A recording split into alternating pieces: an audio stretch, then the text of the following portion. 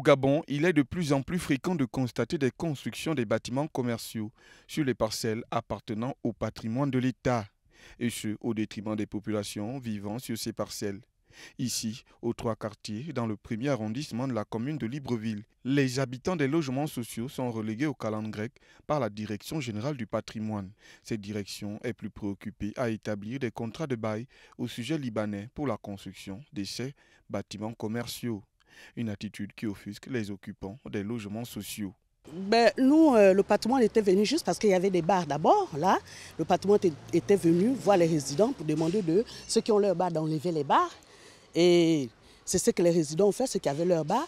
Et tout d'un coup, on a vu les immeubles commencer à pousser, on ne sait pas. On ne sait pas en fait. Après ça, ils ne nous ont plus rien dit. On ne sait pas si les immeubles là appartiennent à l'État, on ne sait pas si les immeubles c'est pour les Libanais. Donc on se pose toujours des questions, mais moi, concierge, j'avais écrit pour poser la question, mais jusqu'à là, je n'ai pas de réponse. Il a un contrat de bail avec le partenariat, avec le patrimoine. Et le contrat de bail, c'est combien de temps? Là, je ne sais pas. Mais parce que nous, on m'a dit qu'à la base, quand le patrimoine est arrivé ici, c'était pour un parking. Hein? C'était pour un parking pour le résident derrière.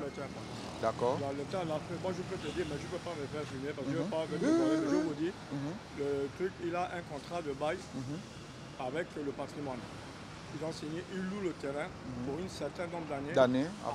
Après, le bâtiment revient au patrimoine. Considéré comme étant un patrimoine de l'État, les logements sociaux des trois quartiers sont dans un état de dégradation avancée.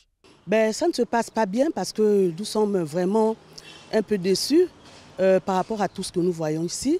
On a un problème d'électricité, on a un problème de plomberie, on a un problème d'étanchéité. Vraiment, ça ne va pas. Les résidents sont livrés à eux-mêmes. Dépourvus de toute commodité, les résidents appellent désormais à l'arbitrage du CTRI au regard du mutisme de la Direction générale du patrimoine.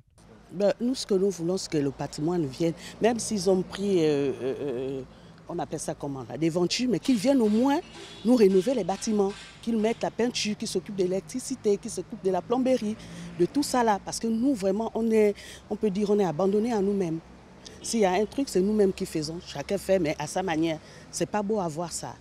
Lors du passage de notre équipe de reporters, nous avons surpris le responsable des travaux d'origine libanaise qui a indiqué à son tour que son employeur est en règle et que ce dernier dit avoir des comptes à rendre uniquement au service du patrimoine et non aux populations.